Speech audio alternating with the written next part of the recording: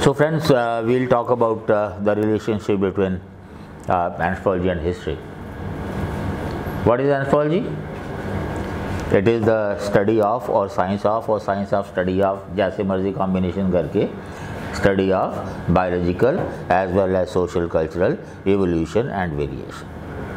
Details I talked when I told about what is anthropology. And what is history? Its history is the account of the time period of which written records are available and language has been deciphered. There are people who define history in terms of what Kars is past. That is ill-defined. Past from when to when? From written records, availability, and language can be understood. Indus Valley script is there but understood is not. So that is proto-history. So it's a stage, it is account of that stage of which written records are available. And what kind of records? Social cultural records. In anthropology we study social cultural aspects. But anthropology has a much bigger paradigm because we study biological aspects also. And again, while talking about sociology, I told you that when you compare social sciences, compare with social cultural anthropology. Don't make biological anthropology as a difference between social sciences and anthropology. So here also we study cultures, social cultural. So what is the difference between the two? First thing is that they say history is based on facts. Agreed.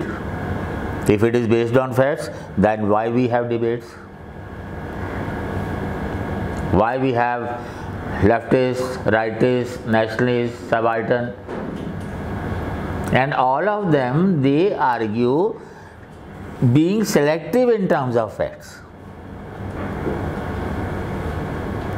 Anthropology is based on facts. The fieldwork that we conduct.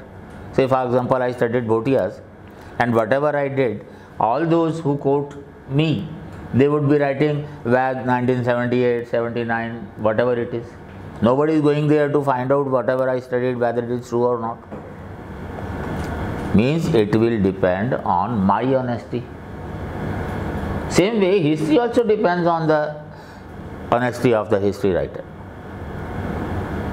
One example which is there with you, it is that during emergency, Mrs. Gandhi appointed historians to write history, Indian history.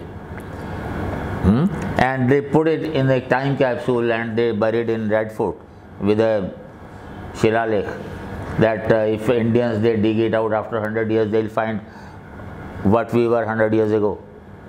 Next year Janata government came, they dug it out and they found that name of Netaji Subhash was not there. Subjectivity. One simple thing can be, you can say in history, you start from the past and come to the present. Ancient, then medieval, then modern.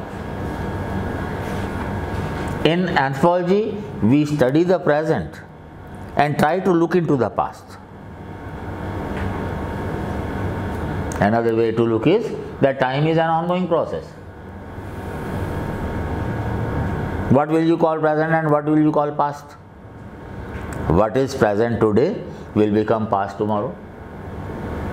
Whatever was present yesterday is past today.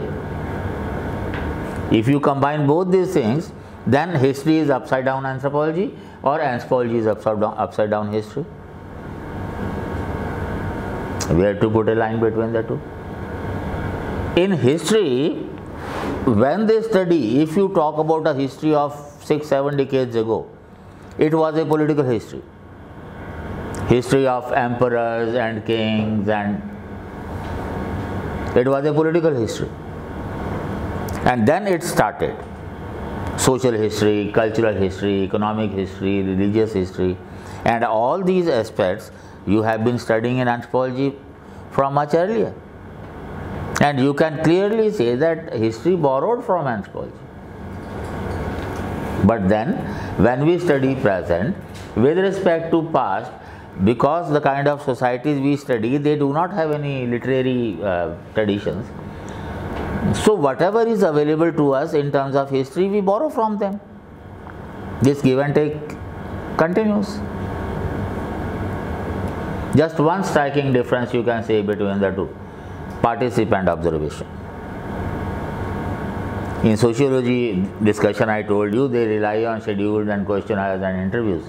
In history, you could not have participant observation of previous times.